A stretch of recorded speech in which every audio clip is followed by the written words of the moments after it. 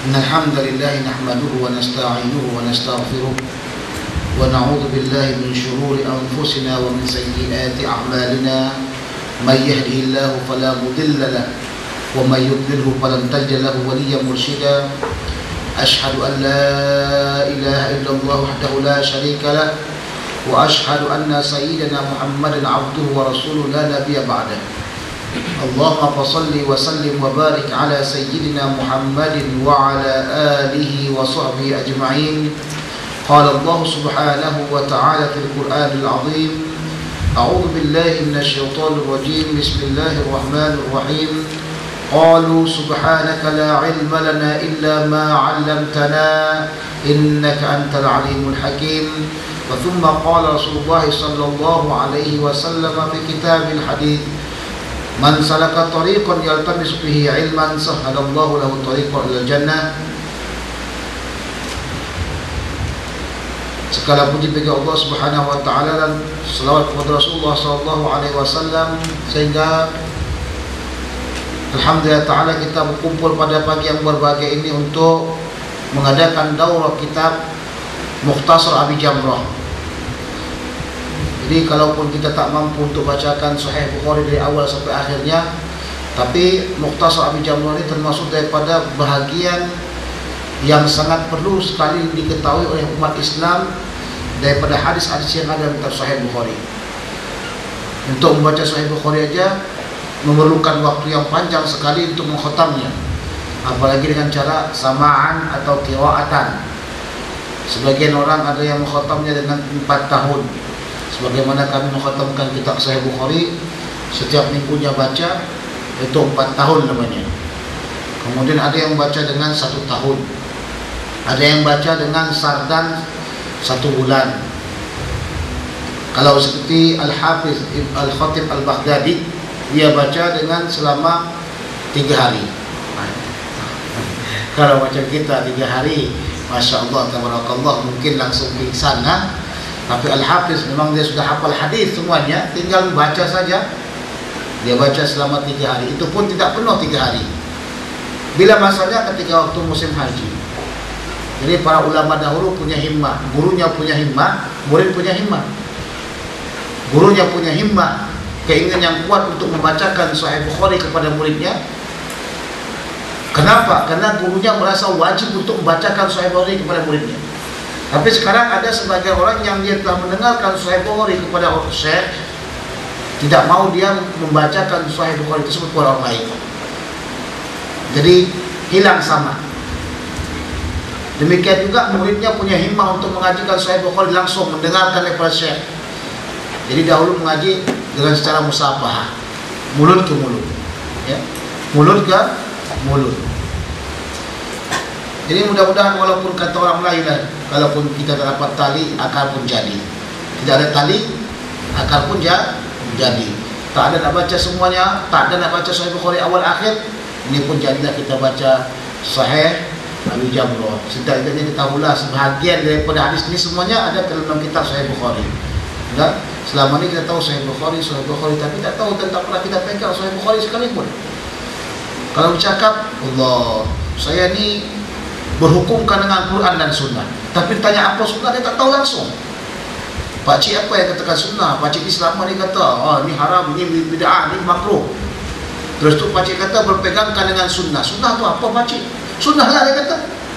Tarik Sunnah tu apa pakcik? Tarik Sunnah tengoklah dalam tarik mustalah katanya pula. Padahal kalau dikatakan Sunnah berarti kembali kepada Kutubul Sittah, Kutubul Ummahat dan Kutubul Usuliyah. Jadi dalam kitab hadis terbagi 2 bahagian. Yang pertama Kutubul Asliyah, yang kedua atau Kutubul Asliyah atau Usuliyah, yang kedua Kutubul Furu'iyah.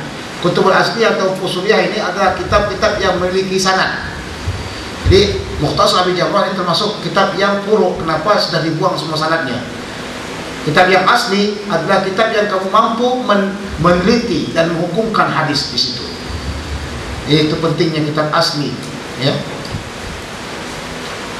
Dalam mengenai kitab Sahih Bukhari, alhamdulillah taala kamu semua tahu kan, yang namanya Imam Bukhari mengarangkan kitab bukan Kiai Bukhari. Al-Hafiz Amirul Mukminin Muhammad bin Ismail Al-Bukhari rahimahullahu taala anhu. Kemudian diikhtisarkan, ya, diringkaskan oleh Al-Alim Al-Allamah Syekh Abu Muhammad Abdullah bin Sa'ad bin Abi Jamrah Al-Maliki. Beliau bermadzhabkan Maliki, datang ke Mesir dan mengajarkan kitab Maliki. Beliau buatkan ikhtisar kitab tersebut dan beliau mensyarahkan mukhtasar beliau sendiri. Setelah Sahih Bukhari diikhtisarkan, diringkaskan, maka beliau mensyarahkan kitab beliau dengan nama kitabnya Bahjatun Nufus. Kitab Bahjatun Nufus ini adalah kitab yang paling bagus sekali, terisi dalamnya mutiara-mutiara yang indah, ilmu-ilmu makrifat dan hikam. Dan kitab ini juga salah satu daripada rujukan Imam Al-Hafiz Ibnu Hajar Al-Asqalani, membuktikan kepada kita qimah mutu daripada kitab tersebut, sehingga Al-Hafiz Ibnu Hajar Al-Asqalani memetik daripada kitab tersebut.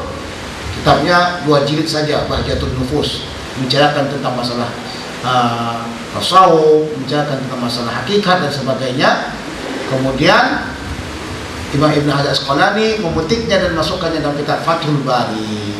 Jadi kalau ingin membeli kitab mukhtasar dengan syarahnya, paling bagusnya adalah kitab Bahjatun Nufus karangan mukhtasar, yaitu Abi Jamrah radhiyallahu taala anhu.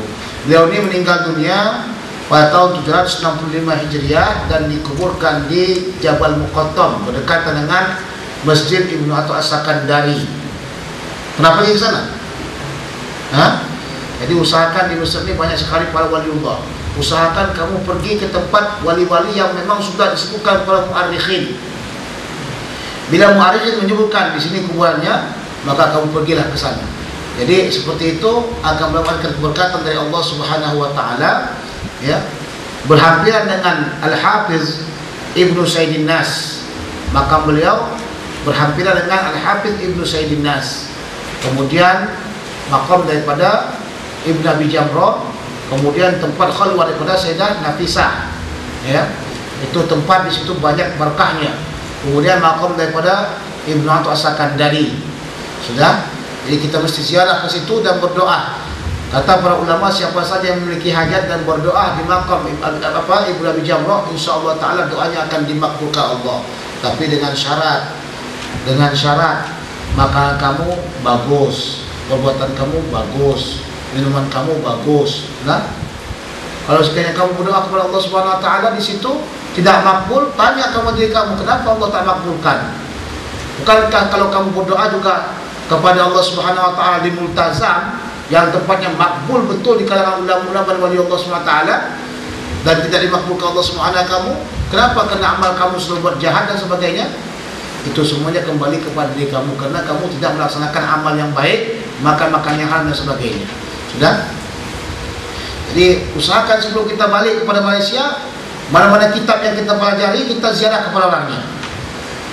Mana kitab? Umpamanya contoh, kita baca kitab Syekh Al-Islam Zakaria Al-Ansari, kita ziarahi. Jadi ketika kita ingin mengajarkan kitab tersebut, kita punya latar belakang, ya. Oh, saya telah pernah ziarah ke makam beliau, masya Allah beliau ini begini. Itu tujuan daripada salah satu ziarah ke makam ulama. Yang kedua, kita mengambil iktibar bagaimana mereka mampu sampai kepada derajat alim. Bagaimana sistem mengaji mereka? Apakah sistem mengaji mereka seperti kita, ataukah sistem mengaji mereka lebih daripada kita? Bagaimana mereka jadi ulama yang sangat terkenal? Bagaimana mereka menjadi ulama yang makbul doanya dan sebagainya? Itu perlu kita kaji. Ya, bukan kita mengaji dengan sistem belajar daripada blog, daripada internet, daripada Google dan sebagainya. Itu saja mukadimah yang saya bukakan pada pagi yang berbahagia ini, karena ya kita juga sebenarnya menggunakan pengajian ini dengan cara daurah. Mana daurah ini mengkhatamkan kitab, dan kalau mengkhatamkan kitab berarti dengan keterangan yang pendek dan singkat, agar insyaallah taala boleh kita habiskan kitab ini insyaallah. Wa bi sanadin al-muttasil ila al-imam Abi Muhammad Abdullah bin Sa'd bin Abi Jamrah Al-Azdi radhiyallahu taala anhu qala Bismillahirrahmanirrahim. Qala Syekh Abu Muhammad Abdullah bin Sa'd bin Abi Jamrah Al-Azdi radhiyallahu taala anhu qala. Jadi katanya berkata Imam Abi Jamrah radhiyallahu taala anhu, Alhamdulillahi haqqa hamdihi wassalatu wassalamu ala sayyidina Muhammadin al-khirati min khalqihi. Segala puji bagi Allah Subhanahu wa taala yang berhak untuk dipuji, dan salawat kepada Rasulullah sallallahu alaihi wasallam beserta salamnya atas baginda Rasulullah sallallahu alaihi wasallam yang sebaik-baik makhluk, wa ala sahabati sadatil mukhtarin li suhbatihi, dan atas segala daripada sahabat-sahabatnya yang terpilih. Jadi sahabat-sahabat itu terpilih. Kenapa terpilih? Allah Subhanahu wa taala memilih di antara manusia di semuanya menjadi sahabat Rasulullah. Bukan mudah. Sebab apabila kita melihat Rasulullah SAW langsung jadi sahabat dalam keadaan beriman kepada Rasulullah SAW. Jadi ru'yah, penglihatan, ada kalanya penglihatan tersebut dapat pahala, ada kalanya kita melihat dengan dosa. Jadi para sahabat jika melihat Rasulullah SAW dengan keadaan iman, yakin dengan Rasulullah SAW, maka mereka mendapat pahala dan jadi sahabat.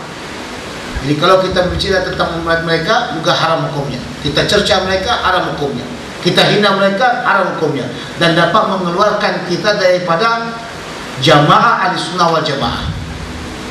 Dan kita hina Sayyidah Aisyah, kita mati Sayyidah Aisyah, berarti kita bukan Ahlussunnah wal Jamaah. Kemudian kita hina Imam Ali, atau kita mati beliau, berarti kita bukan Ahlussunnah wal Jamaah. Jadi para ulama menganjurkan kepada kita agar kita senantiasa menghormati daripada para sahabat Rasulullah sallallahu alaihi wasallam. Wa ba'du, falamma kana al-hadis wa hifdhuhu min aqrabil wasail ila Allah azza wa jalla bi muqtada al-athari fi dhalika. Setelah itu katanya menakal hadis ini dan menghafal hadis katanya adalah salah satu daripada cara untuk mendekatkan diri kita kepada Allah Subhanahu wa taala, sebagaimana yang telah disebutkan hadis-hadis Rasulullah sallallahu alaihi wasallam. Jadi bolehkah kita jadikan menghafal hadis dan membaca hadis tersebut adalah bentuk untuk mendekatkan diri kita kepada Allah Subhanahu wa taala dan kepada Rasulullah sallallahu alaihi wasallam?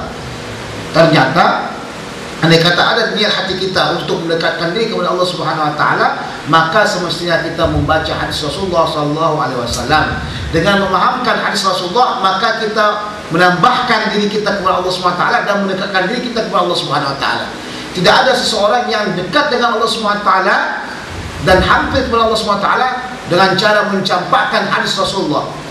Bahkan kebanyakan ulama semuanya mereka menghampirkan diri kepada Allah Subhanahu wa taala, mendekatkan diri mereka kepada Allah Subhanahu wa taala dengan menghafal dan membaca, bahkan mengamalkan hadis-hadis Rasulullah sallallahu alaihi wasallam. Jadi satu cara, satu wasilah bagaimana kita mendapatkan keridhaan Allah Subhanahu wa taala dengan cara menghafal hadis. Jadi dari kecilnya kita sudah menghafal hadis, kan begitu. Ini Masya Allah, ini macam yang depan saya semuanya menghafal hadis ni, beribu-ribu hadis mungkin kot. Ya kan? Mata arba'in sudah hafal. Mata arba'in sudah hafal. Tingkatan hadis, kalau kita mempelajari hadis jangan langsung Sahih Bukhari, dari gila langsung. Kita baca matan arba'in Nawawiyah dahulu. Hafal itu dulu. Matan arba'in belum hafal dan baca Sahih Bukhari. Haddatsana Abdullah bin Jubair qala haddatsana Ibnu Uyainah qala haddatsana. Ini menghafal Sahih Bukhari matan arba'in pun tak hafal. Ini orang insyaallah taala tak lama masuk ke rumah sakit gila. Nah, hafal dulu matan arba'in Nawawiyah, belajar dulu betul-betul, baru naik masuk kepada apa? Matan Abi Jamrah. Setelah matan Abi Jamrah kita baca, masuk lagi kepada apa? Kitab Umdatul Ahkam. Habis Umdatul Ahkam kita masuk kepada apa? Kutubus Sittah. Sahih Bukhari-nya dulu, baru Sahih Muslim, baru apa? Sunan Abi Daud, Sunan Tirmidzi, kemudian Sunan An-Nasa'i, kemudian Sunan apa? Ibnu Majah, kemudian Sunan kemudian Sunan apa lagi? Sunan Kalijaga.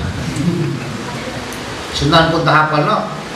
Dan kita pernah pelajari, kitab usul itu ada berapa macam? Ada sunan, ada jami, ada mustadrak, ada mustakhrij dan sebagainya. Dan itu kamu boleh lihat dalam kitab Al-Musqalah. Nah, sudah sepantasnya kita menjadi seorang yang memang ihtimam dengan hadis, walaupun kamu bukan kuliah hadis. Kamu kuliah dakwah, iya kuliah dakwah, tapi tetap juga mesti pandai dengan hadis. Kamu kuliah lughah, iya kuliah lughah, tapi mesti tua juga tahu tentang masalah hadis. Jangan nanti kuliah lughah tapi dia buat macam saja hadisnya. Kalau Rasulullah katanya, dari mana apa hadisnya? Dari dia sendiri. Hadis yang maudhu pun dia riwayatkan, dia kata Bajinjan, hadis Bajinjan, al-Bajinjanu dawa'u li kulli da', dia kata begitu. Itu hadis maudhu.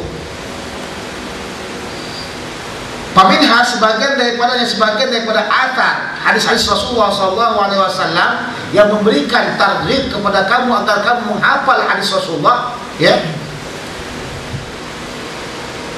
Qauluhu sallallahu alaihi wasallam, man adda ila ummati hadithan wahidan yuqimu bihi sunnatan aw yaruddu bihi bid'atan walahul jannah. Siapa saja yang menyampaikan kepada umatku satu hadis saja, yang satu hadis itu mendirikan daripada sunnah Rasulullah SAW atau menolak daripada bid'ah, maka baginya surga. Bayangkan, kamu sampaikan kepada orang satu hadis, yang hadis tersebut menghidupkan sunnah dan mematikan bid'ah, maka bagi kamu surga. Hafal banyak dah hadis dah. Kemudian dikatakan qala Rasulullah SAW kata wa kata. Kemudian kamu mengamalkannya dan orang juga mengamalkannya, maka insya-Allah taala Allah berikan kepada kamu surga. Mudah saja. Ini mengamalkan hadis innamal a'malu binniyat. Maklumlah dia pun cuma innamal a'malu binniyat saja yang hafal. Itu pun dengan innamal a'malu binniyat wa innamal likulli imrin ma nawa. Belakang-belakangnya tak hafal lagi dah. Pun saja insya-Allah taala kau sampaikan kepada orang lain makna qimah innamal a'malu binniyat itu besar sekali, maka kamu mendapatkan surga Allah Subhanahu wa taala. Wa minha qauluhu sallallahu alaihi wasallam, man hafidha ala ummati hadithan wahidan kana lahu ajrun ahad wa sab'ina nabiyyan siddiqan. Katanya, siapa yang menghafalkan terhadap umatku satu hadis saja, maka baginya pahala 71 nabi yang siddiq. Jadi 71 yang siddiq itu baru satu hadis. Kalau dua hadis berapa sudah? Dua hadis dah berapa? 142. Kalau 3 hadis, 4 hadis, Masya Allah, tabarakallah. Pulang kampung ke Malaysia nanti buka apa? Pakcik-makcik, mari kita buka matan arba'in. Jom. Ini masalah di kampung-kampung kita, kalau buka pengajian tidak ada satu orang pun buka kitab. Betul tak? Apa buka pengajiannya? Kitab Ihya Ulumuddin. Kitab apa? Syiarus Salikin. Kitab apa? Macam-macam kitab, Masya Allah. Tapi pengaji, pakcik-pakcik ini semua tidak ada buka kitab. Satu orang pun tak ada buka kitab. Kenapa? Semua hafal. Hafal belaka, Masya Allah. Berarti orang-orang ini semuanya lebih hebat daripada kita lagi. Ini pelajar kita semua buat kitab, berat-berat kitab dibawa tak apa, tapi pakcik-pakcik semua menghafal. Semuanya belaka seperti Imam Syafi'i. Seperti apa? Imam Syafi'i tak buat kitab, mereka juga tak buat kitab. Pakcik kenapa tak buat kitab? Wah, kita ni orang tere katanya. Kita ni Imam Syafi'i. Dengar langsung hafal. Ini kesalahan daripada pakcik-pakcik ni. Sebab tu kadang saya malas mengajar orang pakcik-pakcik. Malas mengajar pakcik-pakcik yang dah tua ni. Dah tahu dia Imam Syafi'i, hafalannya Masya Allah, kamu tanggung, tak kuat belum betul. Lepas tu tak buat kitab pula lagi. Jadi kalau dia dengarkan tu hanya untuk dia saja, tak sampaikan ke orang lain. Kenapa? Dia tahu memang takkan sampai. Dah? Kemudian dia hafal pun hafal sesuatu. Ada tadi kata Ustaz tu hadis Rasulullah, kalau Rasulullah SAW, tapi tak tahu saya hadis macam mana. Artinya pun tak lupa. Hadis dia tak hafal, artinya pun tak lupa. Macam mana pula? Jadi mereka dengarkan ceramah untuk mereka saja, tidak disampaikan kepada orang lain. Tapi kalau kita sampaikan hadis kepada pemuda-pemuda syabab-syabab semuanya, mereka bukan Imam Syafi'i, jadi mereka bawa kitab begitu, dan mereka hafal hadisnya dan faham mereka, insya-Allah taala mereka akan sampaikan kepada siapa?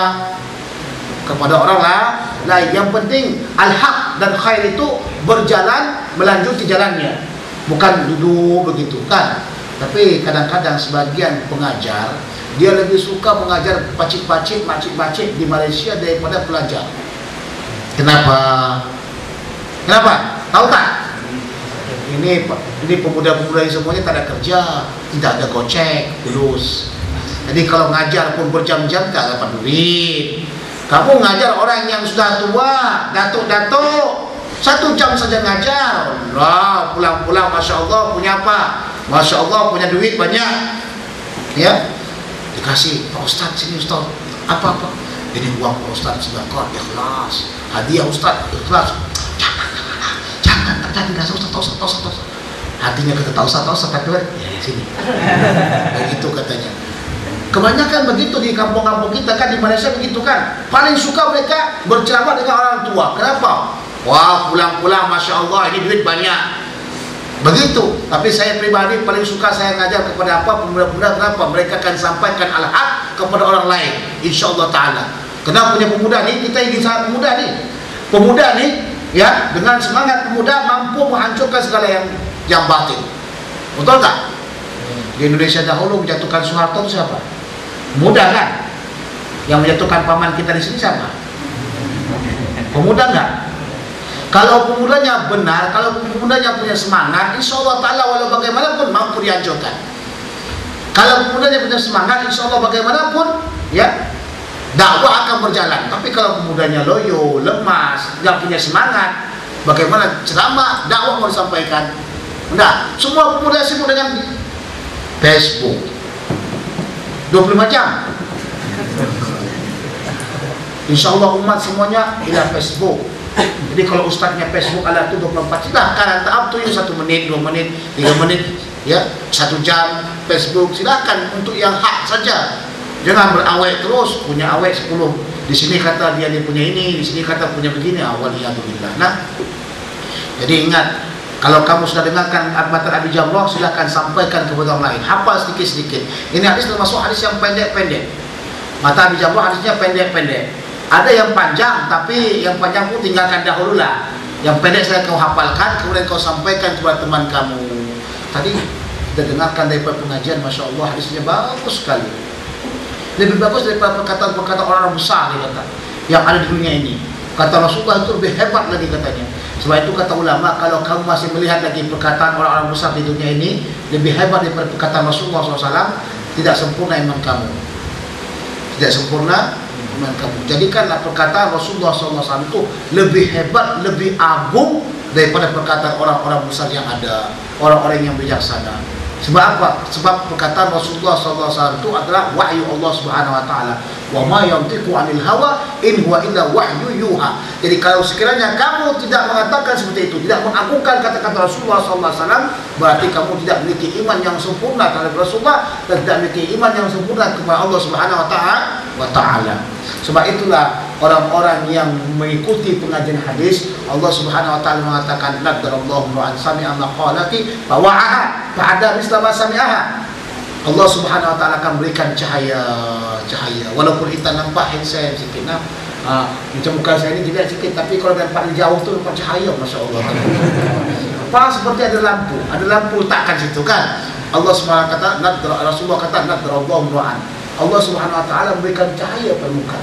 Nah, kadang ada orang putih, nampak putih tapi kita nampak yang itu tak handsome nampaknya, tak bercahaya mukanya, tak senang kita tengok dia. Tapi ada orang yang hitam, tapi kalau kita tengok mukanya senang, seronok, sejuk, hati memandang. Kan tu? Betul tak? Ya. Jadi kalau kau tengok pula Syekh, seperti Syekh saya dulu, Said Ibrahim An-Najari. Syekh saya ni Syekh Said Ibrahim An-Najari ini daripada Nigeria, Mufti Nigeria, Ketua Rasul Al-Hasani. Beliau hitam. Jarang sekali kita tengok orang Nigeria yang putih, hitam. Masya Allah, tabarakallah. Tapi kalau hitam pun dia tu tengok sejuk hati memandang, ingin terasa kamu terus pandang dia. Kenapa? Allah campakkan kepada wajahnya itu cahaya sehingga kita ingin terus mendengarkan perkataan beliau. Begitulah keadaan orang-orang yang membacakan hadis Rasulullah Sallallahu Alaihi Wasallam. Ingin kamu supaya wajahmu bercahaya, ingin wajah kamu putih, ingin wajah kamu tetap diberikan rahmat Allah SWT, hafal hadis, sampaikan hadis tersebut kepada ummah. Itu dia. Jadi kita nggak perlu lagi namanya pons, nggak perlu lagi namanya apa? Itu yang pakai krim-krim tuh, apa namanya itu? Pons. Apa lagi? Alah, padahal di kamar dia tu bertumpus itu macam-macam untuk memutih. Kenapa nih? Yalah, kalau aku hitam nanti tak laku nanti, dia kata. Memang betul-betul lah. Jadi tak perlu lagi kita buat seperti itu. Kenapa? Karena Allah telah memberikan cahaya. Nah, wal atharu fi dzalika katsirun, dan hadis-hadis Rasulullah, kalimat athar ini biasanya ditujukan kepada hadis Rasulullah, perkataan sahabat, begitu. Itu lebih umum lagi kalimat athar. Ya. Dan athar yang paling demikian katanya, wal atharu fi dzalika katsirun wa ra'aitu himama qad qasrat an hifdhiha ma'a kasrati kutubiha min ajli asanidiha. Dia kata, aku lihat pula keinginan orang, cita-cita pemuda-pemuda, cita-cita orang ulama-ulama telah berkurang makin surut katanya daripada menghafalnya. Allah, matan arba'in nawawiyah dihafalnya 2 tahun, tak hafal matan arba'in innamal a'malu binniyat, masuk kepada hadis Rasulullah SAW daripada riwayat Umar radhiyallahu taala anhu, hafal innamal a'malu binniyat, masuk kepada bainama nahnu julusan inda Rasulullah sallallahu alaihi wasallam data yaumin, lupa pula innamal a'malu binniyat. Apa matan hadis yang keempat gitu kan, haddatsana Rasulullah SAW shadiqul masduq. Ini hafal ni, lupa pula hadis yang kedua. Begitulah 2 tahun lamanya kita mengulang matan arba'in nawawiyah. Matan arba'in 2 tahun, macam mana pula nak hafal matan apa? Sebatan daripada Sahih Bukhari, mampus kita. Nak menghafal syaratnya, haddatsana fulan, dia pula haddatsana Pak Mat katanya. Dia hafal haddatsana Pak Mat. Letih hafalkan tu. Sudah. Jadi kata Imam Abi Jamrah, ku tengok orang semuanya makin malas.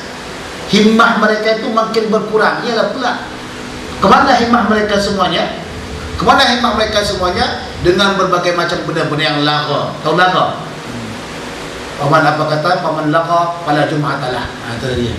Paman lagha pada Jum'atalah. Kalau siapa yang lagha-lagha, maka terdapat Jumat dia. Itulah makna lagha. Dah? Tahu lagha kan? Lagha-lagha ni seperti kebanyakan duduk di komputer, itu kebanyakan main bola pun termasuk bagian daripada benda yang lagha. Azhar datang ke sini, kerjanya main bola terus, tidak ada yang lain. Itu pulang tu mau jadi syekh bola kah atau mau syekh kutub? Tak, maaf ya, walaupun saya memang tak suka bola, tapi kalau kamu ingin suka, ada benda lain yang lain suka. Saya termasuk orang atletik. Jangan sedih dan jangan ketawa. Orang yang atletik, lari insyaAllah boleh lari. Kalau lari itu walaupun saya di belakang tetap lari jugalah. Nah, berenang, Masya Allah, tabarakallah. Ini per tahun selalu masuk kolam. Kalau berenang sama kamu, insyaAllah ta'ala kamu di belakang. Jangan tengok badan saya. Badan saya memang tak berubah-ubah, begini saja. Nah, berenang, Masya Allah, kamu kalah insyaAllah bi'idznillah. Masih banyak lagi sukan yang lain. Kalau sekiranya kita setiap hari menghabiskan waktu kita dengan bola, kita akan merugi. Kerana kamu kan jadi syekh bola, kamu jadi syekh hadis, syekh nahu, syekh balaghah. Itu yang kita perlukan. Kalau ingin sehat, subuh ada waktu setelah solat kita zikir Allah, lari kita dulu, lari sikit-sikit, sudah selesai. Nah, petang lagi kita lari sikit, sudah selesai. Nggak perlu kita habiskan waktu kita dengan berbagai macam benda yang tidak menguntungkan diri kita. Sebab itulah permasalahan banyak yang menyusahkan kita dengan dunia ini, sehingga kita ini kurang himmah kita untuk belajar hadis Rasulullah sallallahu alaihi wasallam. Kata Imam Al-Hafiz Tajuddin As-Subki, saya kadang-kadang mau ketawa, tapi dia kata apa? Ingin jadi Al-Hafiz sebenarnya mudah saja, dia kata. Ingin jadi muhadis pun dah mampus, apalagi ingin Hafiz, dia kata mudah sangat. Ingin jadi Al-Hafiz sangat mudah sekali. Dari kecil didengarkan kita kecil. Yang pertama matan arba'in, kedua matan Abi Jamrah, Umdatul Ahkam, kemudian naik kutubus sittah dibacakan sama dia. Dari kecil dia kata. Baru kemudian disuruh untuk menghafalkan kita hadis tersebut. Hafal, menghafalnya susah. Tapi kalau memang dari awal kamu sudah ikut dengan pengajian hadis-hadis tersebut, kamu akan hafal banyak hadis. Kemudian baru dia mempelajari kitab illah, baru dia mempelajari kitab suruh, kitab dan sebagainya. Jadi katanya itu benda semuanya mudah. Mudah bagi mereka, tak mudah bagi kita. Betul tak? Andaikan ulama-ulama semuanya hidup pada masa kita, ya, andaikan ulama semuanya hidup pada masa kita, mereka akan terkejut. Allah katanya, apa nih? Planet mana nih? Katanya, aku tak ingin lagi hidup di sini. Aku ingin pulang kepada Allah SWT. Kenapa? Begitu banyaknya fitan yang melalaikan kita. Jadi kenapa? Kau surat an-hifzihah, karena banyak yang melalaikan. Ma'afasati kutubiha bil aji asanidiha, beserta dengan kitabnya yang banyak, disebabkan sanad-sanadnya. Kitab banyak, Sahih Bukhari itu semua sanadnya, ya Allah. Kalau kamu baca Sahih Muslim, lebih teruk lagi. Sahih Bukhari masih mendingan. Sahih Muslim, ya Allah, ya Rahman, matanya satu hampir sama saja, bedanya sikit aja. Kalaulah sanadnya berulang-ulang, katanya. Orang yang tak tahu itu kata, ada apa tuh? Kata gitu, kamu lah kan? Bukan ada apa tuh? Tahwil sanad. Sanad itu banyak sekali, al-mutabi'at banyak, syawahidnya banyak. Jadi kalau ingin tahu kamu bagaimana tentang syawahid dan mutabi'at, lihat kitab Sahih apa? Sahih Muslim. Nah, letih baca Sahih Muslim. lebih letih baca Sahih Muslim daripada baca Sahih Bukhari. Ya. Fara'aitu an akhudha min asahih kutubihi kitaban akhtasur minhu ahaditha bihasabi hajati ilaiha. Aku lihat katanya mengambil daripada yang paling sahih daripada kitabnya, yaitu kitab Sahih Bukhari. Ya, dan aku ringkaskan daripadanya hadis-hadis dari sekedar hajat. Dia kata Ibnu Abi Jamrah, aku ambil hadis yang paling sahihnya yaitu Sahih Bukhari, sebab ittifaq ulama semuanya hadis yang paling sahihnya adalah Sahih Bukhari dan Muslim. Hadis yang paling sahihnya apa? Sahih Bukhari dan Muslim. Kalau dikata riwayat Bukhari dan Muslim paling sahih. Jadi kalau ada orang kata Sahih Bukhari Muslim tak sahih, ini orang campak belakang. Kalau boleh masukkan tong sampah. Nah, yang keduanya Sahih Bukhari sendiri. Man farada bi al-Bukhari. Dia katanya akhrajahu al-Bukhari, berarti itu sahih tingkat 2. Sudah? Tingkat 3-nya apa? Akhrajahu Muslim faqat. Itu tingkat 3-nya. Sampai kepada tingkat 7 lah dia, semuanya sampai tingkat 7. Ada yang dikatakan ma akhrajahu al-Bukhari Muslim. Kemudian ma akhrajahu al-Bukhari, ma akhrajahu Muslim. Dan ma akhrajahu al-Bukhari wa Muslim bi syartihima. Jadi sedangkan syarat keduanya bukan Bukhari Muslim, walam yakhrujahu Bukhari wa Muslim. Bukhari dan Muslim tak memerlukannya, tapi sesuai dengan syarat Bukhari dan Muslim. Ya. Itu seperti yang kita Al-Mustadrak, ada sebahagian hadis yang sesuai dengan derajat atau syarat daripada Bukhari dan Muslim. Kemudian syarat Bukhari saja, kemudian syarat Muslim saja, kemudian masuk kepada hadis-hadis yang berkenaan kepada kutub yang lain seperti Abi Dawud, Sunan Abi Dawud, Sunan Tirmidzi, Sunan Nasa'i dan Sunan Ibnu Majah. Iyalah, habis macam mana pula lagi nak kata. Kalau dah imam tak ada lagi, terpaksa kita potong-potong semuanya dah. Baca malas. Sebab itulah kita tengok banyak orang yang baca kita apa namanya, daurah kitab atau bedah kitab. Dia tak baca semuanya kitab. Dia lompat-lompat sini, lompat sana, lompat sini, lompat sana. Habis tu jatuh patah kaki. Nah, kena banyak sangat melompat-lompat kitab tu dia patah kaki. Yang mendengar pun kena yang dilompat-lompatkan, sesat pula dia. Nah. Waqtasiru asanidaha ma'ada rawil hadis, dan aku ringkaskan sanad-sanadnya selain daripada perawi hadis, yaitu para sahabatnya. Jadi dia campakkan semuanya, sanad-sanad itu semuanya. Kenapa? Nah, sekarang ini banyak orang kata tak perlu lagi hajat dengan sanad, padahal sebenarnya perlu dengan sanad. Satu ketika ya, seorang murid bertanya kepada gurunya, "Ya Syekh," katanya, "kitab Sahih Bukhari kita baca ni kan sudah sahih semuanya. Jadi untuk apa kita baca lagi sanadnya? Langsung saja kepada An Abi Hurairah, An Umar, An Fulan, An Fulan." Kata dia, "Ya anakku, menyebutkan sanad ni tatanazzalu fihi rahmah. Dzikra ulama'us shalihin tatanazzalu fihi rahmah." Kata ulama tersebut, menyebutkan orang-orang yang soleh akan turun rahmat Allah Subhanahu wa taala kepadanya. Sudah? Pemabaluka bidzikri Nabi sallallahu alaihi wasallam. Sebab itulah Rasulullah para ulama tidak mencampakkan sanad. Ya, mereka tidak mencampakkan sanad pada kitab-kitab mereka. Dahulu ya benar, sanad tersebut gunanya untuk mentasihkan dan mentadhifkan. Tapi sekarang apa gunanya sanad tersebut digunakan? Salah satunya untuk menyebutkan para ulama-ulama yang menyebutkan ulama ini adalah mendapatkan pahala. Semua ulama saja. Qala Syekh kata, qala Syekh insyaallah taala pahala. Nah, kalau kita sebutkan ulama, qala Al-Habib Najaz Qalani, qala akan turun rahmat Allah SWT, akan dapat pahala kita. Tapi cuba kita sebutkan qala Mawi, qala Awi, qala apa lagi? Tak tahu nama binatang pilih. Oh, Masya Allah, semua warak belaka ni. Depan saya warak belaka dah. Di belakang saya Masya Allah dengan kain ini berjoget langsung. Itu dia. Apa semua kan, bintang-bintang pilih kan. Menyebutkan nama bintang pilih tak dapat pahala. Menyebutkan nama bintang-bintang pilih itu tak dapat rahmat dari Allah SWT. Tapi kalau kita sebutkan ulama, coba kira dulu 50 ulama sebutkan kenapa saya. Mampukah kamu sebutkan nama 50 ulama? Tak mampu. Masya Allah, tabarakallah. Ini ada puak Wahabi pun gitu juga. Puak Wahabi ini tahu ulama mereka saja. Lain dengan kita. Kita ni memang lalai lah. Puak Wahabi tahu nama ulama mereka saja. Yang lain tak tahu mereka. Ini pula muskilah. Nah, kalau Ibnu Utsaimin, Masya Allah, mereka hafal sangat. Ibnu Syekhul Islam, alim alama. Jadi ada orang Wahabi kata sama saya, tahu kau tak? Yang namanya Imam Syafi'i itu berguru kepada Imam Ibnu Taimiyah. Kerana terlampau bodohnya lah dia tu. Imam Syafi'i berguru kepada Ibn Taymiyah. Entah bila masa Imam Syafi'i jumpa dengan Ibn Taymiyah.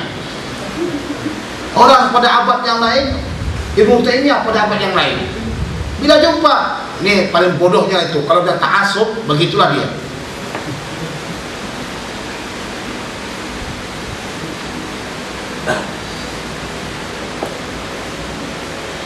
Fala budda minhu, maka semestinya lah daripadanya. Daripadanya apa? Daripada rawi a'la. Istilah kita dalam kata rawi a'la. Rawi a'la itu yang paling tingginya itu sahabat, tidak dibuang, ya. Fayas'ala hifdhuha, agar mudah untuk menghafalnya. Ternyata Imam Ibnu Abi Jamrah membuat ini untuk dihafal, bukan untuk tengok-tengok saja rupanya. Kalau begitu apakah kita sudah hafal? Kami dulu di Ma'had Mustafawiyah, baru di Indonesia, ini kita Ibnu Abi Jamrah ini dihafal nih. Dia nggak sampai 300 hadis, dihafal betul-betul. Ada perlombaan musabaqahnya. Al-Baqir alhamdulillah termasuk orang yang tawadu sekali. Jadi tak diikuti daripada kitab ni. Maklumlah Al-Baqir itu sangat tawadu. Maksud saya ni nggak tahu Al-Baqir, muskilah sekali sebab ada orang yang kata, "Ustaz nama siapa Ustaz?" "Oh, nama saya Al-Baqir, ya Allah, Muhammad Husni." "Oh, Ustaz namanya Al-Baqir." Ini orang bodoh bin bloon. Al-Baqir maksud saya ni orang hamba yang tawadu. Jadi tidak mengikuti musabaqah di Indonesia. Kenapa? Yalah, musabaqah itu apa gunanya kan? Kalau memang kita nggak hafal, kita masuk musabaqah. Kalau kita nggak hafal, kita masuk musabaqah. Jadi kita mesti tawadu, ya. Jadi orang-orang yang nggak tawadu itu orang yang sudah hafal dan mengikuti apa? Dan mengikuti musabaqah. Sebalik pula. Jadi kena dia dikamikan sana biasa menghafal nih, menghafal awal sampai akhir. Ya, ada ke musabaqah. Saya tak ikut musabaqah. Kenapa? Karena saya menghafal nih, hafalan saya car. Tahu car? Cerai. Jadi tak betul-betul hafal. Tapi mata Arba'in Nawawiyah dulu kalau saya bangun langsung saya baca mata Arba'in. Saya mengikuti perlombaan mata Arba'in umur saya 14 tahun. Perlombaan mata Arba'in umur saya 14 tahun dan dapat juara 2 pun. Juara 2 saja alhamdulillah, tapi dapat doa. Yang paling penting dapat doa. Saya kata semoga Allah Subhanahu wa taala menjadikan kamu muhaddits. Dari situlah saya agak suka dengan hadis Rasulullah sallallahu alaihi wasallam. Dengan doa beliau tu alhamdulillah taala saya sibuk dengan hadis ketika itu dan dapat riwayat Rasulullah SAW dengan sanad riwayat dan riwayat ketika saya sekolah umur saya dalam keadaan 15 tahun. Saya dapat riwayat daripada syekh saya, baca mata Arba'in dengan riwayat, sanad dan sebagainya. Pada umur 17 tahun saya mendapatkan sanad yang paling tinggi sekali, yaitu kami mendapatkan riwayat daripada Syekh Ali Hasan Ad-Dari, murid daripada Said Abbas bin Abdul Aziz Al-Maliki, datuk daripada Syekh Muhammad Alawi Al-Maliki. Alhamdulillah. Jadi Said Abbas bin Abdul Aziz itu meriwayatkan daripada siapa? Ahmad Zaini Dahlan. Dari baini wa baina Syekh Ahmad Zaini Dahlan itu cuma 2, yaitu Syekh Ali Hasan Ad-Dari, kemudian Syekh Said Abbas bin Abdul Aziz, baru Syekh Ahmad Zaini Dahlan, Mufti Syafi'i. Alhamdulillah. Saya kira di Mesir belum ada orang yang punya riwayat seperti itu. Nah, wa takthura faidatu fiha insyaallah taala, dan banyaklah faedah padanya insyaallah. Fa'ali ayyakuna kitab al-Bukhari likaunihi min as-sahihah, dan datang pilihan terhadap diriku, katanya kitab Sahih Bukhari ini karena yang paling sahihnya. Ini pilihan daripada aku ini. Sekarang ada kitab Sahih Bukhari. Kenapa? Karena paling sahihnya. Jadi kata imam-imam yang lainnya, kitab yang paling sahih di dunia ini adalah kitab Sahih Bukhari. Imam Syafi'i kata kitab yang paling sahih itu adalah kitab Imam Malik, kitab Muwatta. Okey. Ulama kata kitab Muwatta itu yang paling sahih, benar. Itu sebelum adanya Sahih Bukhari. Tapi kalau setelah adanya Sahih Bukhari, maka kitab yang paling sahihnya apa? Sahih Bukhari. Sahih Bukhari itu yang paling sahihnya. Udah. Kalau kita tengok kitab Muwatta ini terdapat di situ apa? Ada di situ marfu, ada di situ mauquf, ada di situ pula perkataan Imam Malik radhiyallahu taala anhu. Jadi kan kita lagi baca kitab Muwatta ni di rumah ke Melaka kan. Kita baca kata Imam Malik, qala Malikun, ya Allah panjang gila. Panjang sekali kata Imam Malik, lebih panjang daripada hadis Rasulullah SAW. Memang hadisnya sahih semuanya, paling kekal an Malikin, an Nafi, an Ibnu Umar. Itu paling sahih sekali. Dikatakan silsilatul Dhahabiyah. Nah, atau an Malik, an Ibnu Syihab, an Salim, an Abdullah bin Umar. Ini juga sanadnya sahih sekali. Daripada Malik, daripada Ibnu Syihab itu Az-Zuhri, daripada Salim itu anak daripada Abdullah, daripada ayahnya itu Abdullah bin Umar radhiyallahu taala anhu. Itu juga termasuk daripada sanad yang paling tinggi.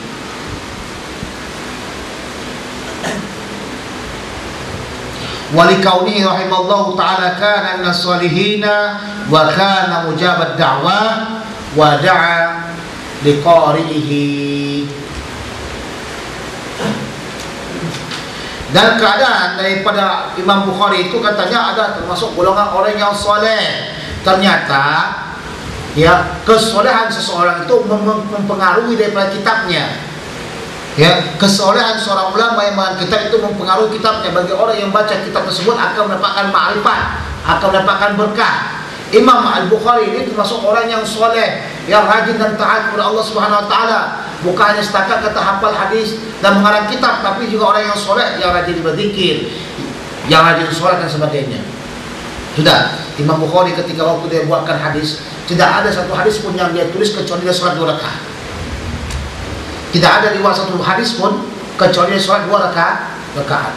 Kalau Pak Wahabi dulu ada di samping dia, kalau Pak Wahabi ada di samping dia, Om sholat ini sholat apa?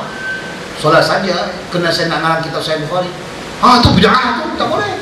Bid'ah tu, adakah Rasulullah tak tulis tu langsung sholat 2 rakaat? Ada tak? Tapi Imam Bukhari rahimahullah ta'ala dengan kealimannya, dengan kepakihannya memahami hadis Rasulullah SAW, sehingga bila dia menulis, dia sholat. Menulis, dia sholat. Di mana dia tulis? Dia tulis di Raudhah. Kenapa ditulisnya di Raudhah? Tabarukan dengan tempat yang mulia. Kalau macam mereka langsung kata syirik, enggak boleh begitu katanya. Sebab kan Raudhah dekat dengan kubur Rasulullah SAW. Sudah. Wa kana mujabud da'wati, dan beliau itu adalah orang yang dakwahnya diperkenankan oleh Allah. Orang yang makannya halal, minumannya halal, dibesarkan dengan halal, berbuat dengan yang halal dan baik, itu doanya akan makbul. Atib ta'amaka fakun mustajabad doa. Hendaklah kamu perbaiki makanan kamu, baguskan makanan kamu, halalkan makanan kamu, maka kamu akan diperkenankan doamu. Ini Imam Bukhari termasuk orang yang makbul doanya. Mana buktinya Imam Bukhari makbul doanya? Ketika manakala terjadi fitnah kepada Imam Bukhari tentang masalah Al-Quran, ya, tengok kembali kitab Syiar Al-Nubala, kitab Bidayah wa Hidayah tentang Bidayah wa Nihayah tentang masalah cerita tersebut. Imam Bukhari berdoa kepada Allah, ya Allah, jika sekian mati lebih baik pada aku, maka kau matikan aku ya Allah. Tidak lama dia meninggal dunia pada malam Idul Fitri. Masya Allah, doa tersebut makbul, langsung Allah perkenankan. Meninggal dunia dia, seorang yang alim, yang takut dengan fitnah, meninggal dunia. Sudah. Jadi kalau kamu nanti jadi ulama, jadi syekh, ya salah fitnah macam-macam. Fitnah kepemerintahan, fitnah politik, fitnah tahta, fitnah wanita, dan fitnah harta dan sebagainya. Jadi bagaimana keadaan kita? Karena kata ulama zaman dahulu ada pada zaman kita sekarang ni, niscaya mereka kata, ya Allah, matikanlah aku jika sekiranya mati itu lebih baik untukku. Kenapa? Karena banyak sekali fitnah. Dulu perempuan semuanya tutup semuanya dah, semuanya berharga. Sekarang ini membuka semuanya. Betul enggak? Kalau di Indonesia jangan pergi ke Indonesia, hilang iman nanti. Kalau macam iman kamu yang seperti rotinya, jangan pergi ke sana. Letakkan celupan air langsung hancur dan lembek. Jangan pergi ke Indonesia dan tengok perempuan semua membuka-buka belakang. Kenapa? Dia kata panas, dia kata. Tengok tu haram, tak tengok mubazir. Sudah. Coba tengok macam mana Imam Bukhari, dia berdoa, ya Allah, ya Tuhanku, katanya, langsung makhluk Allah SWT, dan dikuburkan dia di Bukhara, di Uzbekistan. Nah, dikuburkan di mana? Di Uzbekistan. InsyaAllah ta'ala, mudah-mudahan Allah berikan rezeki kepada kita untuk ziarah ke sana, kan? Dengar-dengar Tuan Guru pergi ke sana ziarah. Ini untuk bukanlah kita jalan ke sana, jalan-jalan untuk menziarahi ulama. Menziarahi apa? Ulama. Itulah seorang yang kita di Ahlussunnah Jemaah. Kalau Puak Wahabi tak boleh nak ziarah ulama. Syirik, la tasattu rihal, katanya begitu. Enggak. Tak boleh mereka ziarah makam ulama ni, tak boleh, haram. Wada'a liqari, dan bukan saja ya Imam Bukhari mendoakan dirinya, mendoakan orang yang baca Sahih Bukhari. Coba bayangkan, sehingga ada yang mengatakan, contoh kalau kita tengok dalam kitab Bahjatul Nufus, siapa saja yang di rumahnya di kitab Sahih Bukhari, insyaallah taala biidznillah rumahnya tak akan terbakar. Jadi kalau sekiranya ada rumah orang terbakar, ini tidak ada Sahih Bukhari ini. Nah, gitu. Siapa saja yang pergi pakai sampan ke kapal di dalamnya ada kitab Sahih Bukhari, insyaallah taala kapal tak tenggelam. Tahun 1000 tahun 2006 kot 2000 berapa terjadi kapal Salam tenggelam. Kapal As-Salam di Bahrul Ahmar tenggelam. Kapal baru pulang membawa orang daripada haji. Ini orang ni semuanya tak bawa Sahih Bukhari kot. Kalau Dr. Yusri dulu sama kami kata apa? Mereka ni tak baca Hizbul Bahar kot, dia kata. Waktu kami mengaji kan sama Syekh Risalah Qusairiyah di Jami Azhar, dia kata mungkin mereka ni semua tak baca Hizbul Bahar. Orang kata tak, oh itu mungkin tak bawa Sahih Bukhari kot. Kalau ada Sahih Bukhari mereka akan selamat. Sudah. Al-Muhim, adanya Sahih Bukhari di rumah kamu bukan untuk hiasan. Pulang-pulang ke kampung tengok Sahih Bukhari depan, tengok Masya Allah ni Sahih Bukhari ni, Sahih Bukhari. Tengok kami baca Sahih Bukhari, Masya Allah, tabarakallah, alim katanya. Ada pun lagi dia pergi ke hadis sampingan, dia kata Kiai Bukhari pula.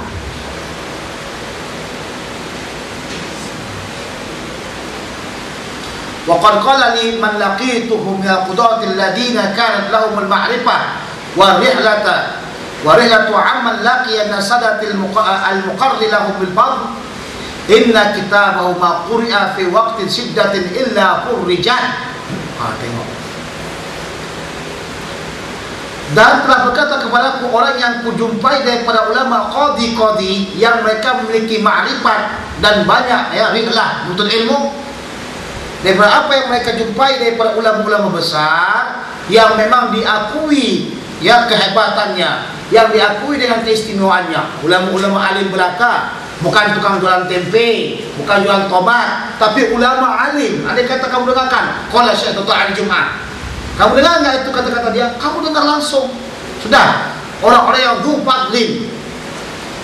Sesungguhnya kitabnya Imam Bukhari ini, yaitu Sahih Bukhari, tidaklah dibacakan ketika waktu susah, maka akan terjadi kemudahan. Allah. Sebab itulah kitab Sahih Bukhari ini, ya, kitab Sahih Bukhari ini bila terjadi perang akan dibaca. Di Jami Azhar salah satu tempat yang membaca kitab Sahih Bukhari. Kalau terjadi perang akan dibaca Sahih Bukhari. Allah SWT memberi apa? Kemenangan. Banyak ceritanya. Saya ingin mengumpulkan insyaAllah tentang cerita ulama-ulama mana saja yang membaca Sahih Bukhari ketika tadi terjadinya peperangan. Jadi kalau sekiranya kamu ingin menang, bacalah Sahih Bukhari. Jauhkan daripada balak, baca Sahih Bukhari. Dah, membacanya berapa lama ni? Tapi memang rajin baca tu, insyaAllah rajin baca Sahih Bukhari makin cepat. Makin cepat bacaan insyaAllah ta'ala begitulah. Dah, insyaAllah alhamdulillah kami berazam ni. Ni kalau kita baca kitab Muwatta. Kitab Muwatta kami baca alhamdulillah 5 Melaka. Tinggal 500 hadis lagi. Nah, insyaAllah ta'ala tahun depan kalau berhasil mengambil tadi, mungkin usahakan kita Sahih Bukhari pula baca. Kitab Muwatta ni kalau orang yang lagi hamil, antum tak hamil tak? Tak hamil kan? Paling kalau kunci perutnya tak hamil juga, 9 tahun, 10 tahun tak keluar juga. Nah, yang hamil bagi perempuan sajalah. Kitab Muwatta ni kalau hamil seseorang perempuan dan susah sikit, sukar sikit tak keluar, letakkan saja begitu kitab Muwatta. InsyaAllah keluar cepat dia. Apa tak cepat keluar? Dia tengok, anak tu tengok, oh kitab Muwatta ni dah baca aku kata. Tengok dia baca kitab Muwatta tu langsung keluar dia. Nah, letakkan itu salah satu fawaid yang kami dengarkan daripada Syekh saya, Syekh Mahmudin Pasaribu Al-Mandili. Kalau tak keluar-keluar juga, panggillah doktor tu, tak muskilah nanti. Jangan letakkan bola dah. Anak suami istrinya sudah tak mampu, sudah neran dah begitu, letakkan yang bola. Nak, ni tengok cepat keluar nak, ni bola nak, katanya gitu. Jadi nanti pulang keluar nanti di situ main bola terus kejadian. Wala rukiba bihi fil markabin faghariqat qatu. Tidaklah dia kata diletakkan kepada apa? Tempat kapal dan tidak akan tenggelam sekalipun, dia kata. Diangkat atau dibawa kepada kapal, tak akan tenggelam sedikit pun. Faragibtu ama barakatil hadithi bitil kal barakat lima fi qulubi minas soda. Dan aku inginkan beserta keberkatan hadis Rasulullah SAW tersebut daripada hati yang berkarat. Ni hati kita berkarat ni, kenapa banyak maksiat? Hati berkarat disebabkan banyak maksiat. Hati ini seperti apa? Seperti kaca cermin. Makin banyak maksiatnya, semakin gelap dia. Semakin banyak zikirnya, semakin banyak taubatnya, semakin banyak la ilaha illallahnya, istighfarnya, semakin bersih dia. Jadi usahakan hati kita ini bersih dengan cara bertobat terus. Itu tobat maksiat. Ingat mati, ingat apa lagi? Ingat mati, ingat apa lagi? Kurang nggak tahu dia. Padahal itu dia kata, ingat mati, ingat apa lagi? Saya tak apa. Tolong dulu, ingat apa tuh? Pura-pura ada warak pada ustaz, jangan nyanyi ustaz, dia kata. Nah, kalau kalimatnya bagus kan tak ada masalah. Ini kau nyanyi yang didangdut. Allah. Jadi janganlah sepah hatimu berkarat, nah. Kalau hati berkarat akan tumbuh berbagai macam penyakit, hasad datang, iriya datang, apalagi berbagai macam penyakit. Jadi kalau sekiranya kita baca hadis ini, mudah-mudahan Allah SWT menghilangkan hasad kita, penyakit hati kita, insyaAllah ta'ala. Fala'allahu bifadlillahi ayyashifa amma biha wa ayfarrija syadidal ahwa allati tarakamat 'alaiha. Dan mudah-mudahan saja dengan karunia Allah Subhanahu wa taala, Allah membukakan daripada apa yang ada padanya dan mudahkan daripada kepayahan, ya, kesusahan hawa nafsu. Ini hawa nafsu susah, Allah. Orang yang makin banyak beramal, orang yang makin banyak belajar, itu makin banyak godaannya. Yakin saya di semua ini. Ini nampakkan saja di topinya, kopiahnya, apa semuanya. Nampak halim belakang. Di belakang saya, Allahu a'lam. Apa kerjanya, Allah alam, saya nggak tahu. Saya husnuzon saja. Di belakang tu bergoyang ke apakah, main internet ke, tengok ini yang lucah, yang cabul apa semua, Allah alam saya tak tahu. Tapi tengok gaya semua alim belakang. Kita panggil juga lah ustaz. Nah, hati ini coba tengok bagaimana. Hanya Allah yang tahu bagaimana apa yang kamu buat. Coba dulu bagaimana zuhir batin kamu semuanya sama. Baik itu jangan rasakan diri kamu tu hebat, nah. Jangan rasakan diri kamu hebat, kata Allah. Mentang-mentang saya pakai serban, dia memang seperti waliullah dan kalah daripada wali songo, dia kata. Allati tarakamat 'alaiha, yang dia terhimpun di atasnya. Bila dosa bertumpuk dosa, dosa bertumpuk dosa, maka susah nak menghafal, susah nak beribadah. Apa penyebab kita letih atau susah untuk melaksanakan ibadah kepada Allah SWT? Karena kita memiliki dosa yang banyak, hati kita kotor. Tapi kalau hati kita bersih, kita akan mudah untuk melaksanakan ibadah. Wala'alla bihamdi tilkal ahaditsil jalilah tuqfa minal gharaqi fil buhuril bid'ah wal atham. Mudah-mudahan dengan membawa hadis ini, dengan cara apa? Membawanya, menghafalnya, mengamalkannya, maka akan dijauhkan kita daripada tenggelam daripada lautan-lautan bid'ah dan lautan-lautan dosa. Ternyata di sini Imam Ibn Abi Al-Jamrah menggambarkan situasi dosa dan bid'ah ini sebagai lautan. Dan Sahih Bukhari ini sebagai apa? Sebagai penyelamat kita daripada lautan tersebut. Kalau kita tak baca Sahih Bukhari dan mengamalkannya, maka kita akan tenggelam nantinya di lautan bid'ah dan lautan dosa-dosa yang ada. Falamma kamulan bihasabi ma waffaqallahu ilaihi fa idza hiya 300 haditsin ghairu bid'in. Manakala telah sempurnalah sebagaimana Allah Subhanahu wa taala berikan taufik kepadanya, maka dia itu terkumpul dengan berapa hadis? 300 hadis, ya, kecuali berapa hadis. Maksudnya tidak sampai kepada 300 hadis. Nah, tidak sampai berapa hadis? 100 hadis. Orang yang nahwu, ahli nahwu belum pernah diceritakan, mungkin antum pernah dengar.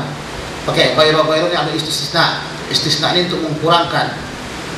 Jadi ada pertemuan seorang raja. Dia kata orang-orang fuqaha, muhaddithun datang kepada saya. Datanglah ulama-ulama semuanya, fuqaha, muhaddithun, mufassirun, ya. Tiba datangnya ahli nahwu. Ahli nahwu datang. Kata orang fuqaha, kamu bukan ulama muhaddits, kamu bukan fuqaha, kamu tak boleh datang. Tapi ini cuma ulama-ulama ini saja yang diundang ni. Nak makan hadiah sama makan sedap sama raja. Dia kata, Tak boleh kamu, mungkin saya datang juga ikut sama kamu nikmatkan makanan tu. Tak boleh, kamu kan fuqaha, kamu kan muhaddits. Yang muhaddits saja, yang fuqaha saja yang datang, kata ulama tersebut. Okeylah, pergilah kamu dulu, nanti saya ikut di belakang, nanti insyaAllah ta'ala biiznillah nak jumpa sama raja langsung. Sampai kepada raja, dia masuk itu saja. Dia kata, ni raja, kenapa antum punya beda-bedakan daripada ulama fuqaha ke muhadditsin kan dengan ahli nahwu?